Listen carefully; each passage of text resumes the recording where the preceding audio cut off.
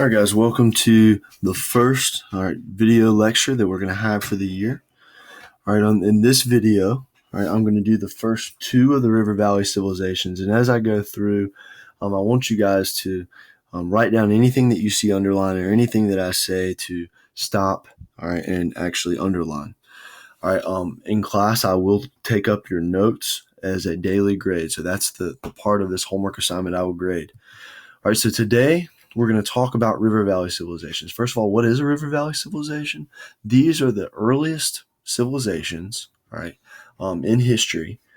And these four River Valley civilizations all formed around rivers. Okay, you think about why would they form around a river? All right, we've talked about that in class because they're sources of fresh water. All right, they're also a little safer than the coast. All right, they're a little more protected than the coast. And once again, these rivers all are going to flood, which is going to make the land around these rivers very, very fertile and good for growing crops. All right, the first four major of these civilizations are Mesopotamia, Egypt, the Indus River Valley, which is in modern-day India and Pakistan, and also China. Okay, here's these four on a map. All right, so the first one, we have ancient Mesopotamia. Okay, as you can see here, it's this entire little blue crescent or like little arc of land going from the Persian Gulf, stretching around the Tigris and Euphrates River all the way over to the Mediterranean Sea.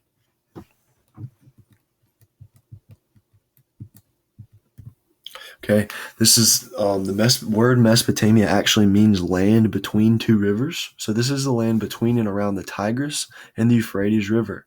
This good soil attracts many new settlers. So people come and they live here because it's a good place to grow food. The crop that they're mainly growing is wheat. All right, and they also figured out very early on how to irrigate the land, which would better help them water their crops. Okay, a couple of challenges that they're going to face here, though. First of all, is they have very limited natural resources.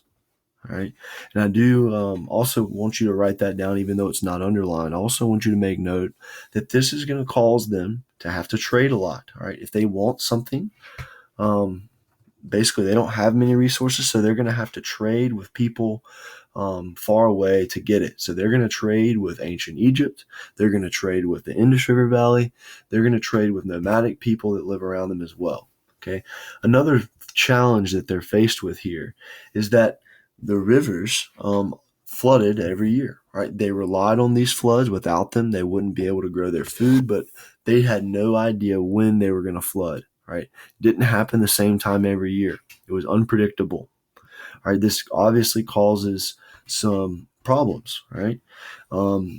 If it floods too much, right, your crops are ruined. Also, your home might be destroyed and you die. But if it doesn't flood enough, right, your crops also die, right? You don't have food and you can't survive either. So this is a pretty rough life here living in ancient Mesopotamia. And we think that the reason people came together and formed these early governments is because they had to come together to figure out how to deal with these environmental challenges. Okay. We know that the earliest governments in Mesopotamia were controlled by priests, right? Their rulers, so were also their religious figures. So with religion, the Mesopotamians were polytheistic, meaning they believed in many gods, so more than one god. All right, they also had slavery. Usually their slaves were prisoners of war, sometimes people who simply couldn't pay back their debts. All right, so it's not like our modern day ideas about slavery. You couldn't just walk around Mesopotamia and tell exactly who was a slave. All right, sometimes people who were slaves would only be slaves for a temporary period of time as well. All right. Another thing I do want you to write down is down here at the bottom. It talks about how these city-states in Mesopotamia were constantly at war. Okay, they didn't have any real natural barriers protecting them from their enemies. They're pretty much always fighting. All right, in class I used the example.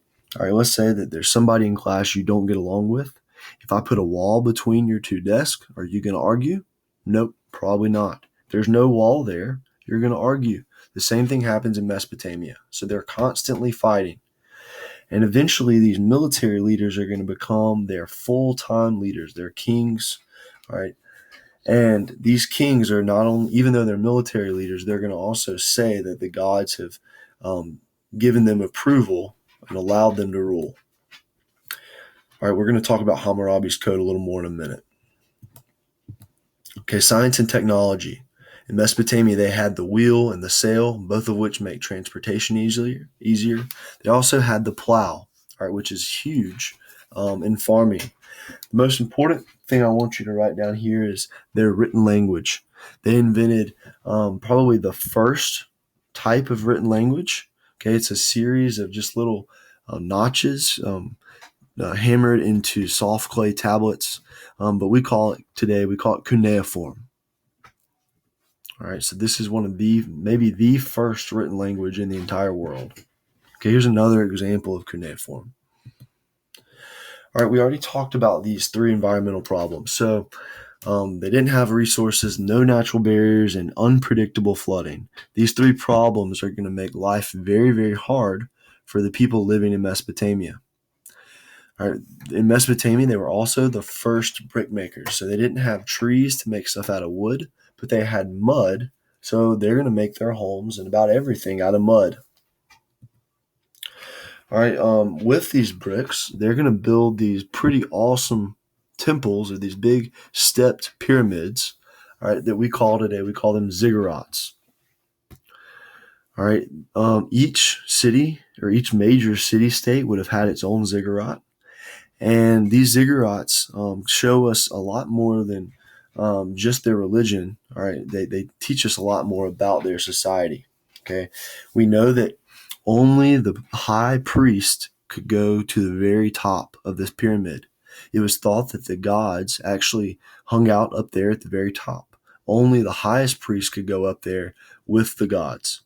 All right, the next level down, if you were rich or if you were just a lower priest, you could go there. The next level down, if you were a free person but poor, that's where you could go.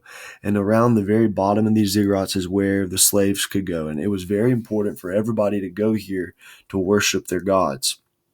All right, but it does show us that they had social inequality, that they had different social classes from a very early time period. All right, we talked about how they were the first brick makers and how their life was hard. It's kind of weird, little side note.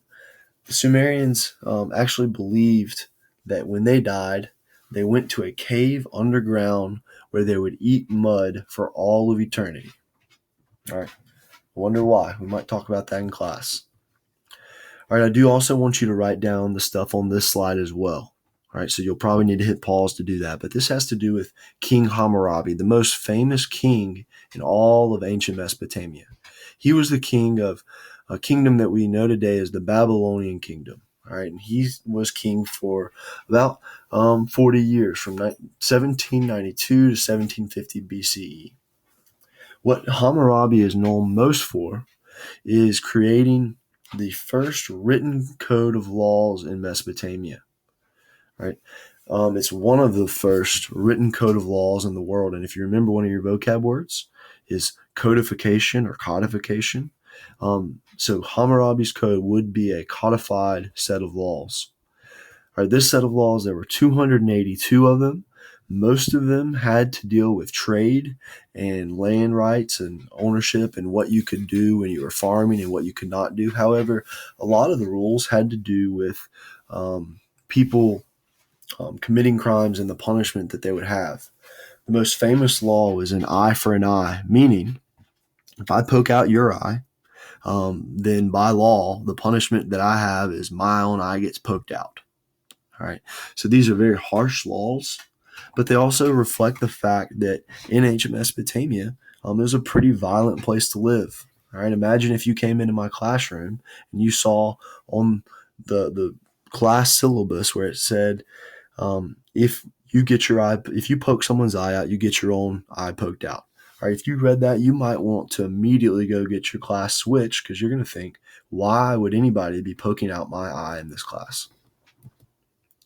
All right, the next civilization we're going to talk about is ancient Egypt. And you can see here, ancient Egypt formed along the Nile River. Right, it's one of the largest rivers in the world. Okay. One thing about the Nile River is it flows from south to north. So when you look at it on a map, it actually looks like it's flowing up. All right, and the reason for this is it's further south in Africa is higher elevation. So the ancient Egyptians divided their kingdom into two parts. We have the upper kingdom and the lower kingdom.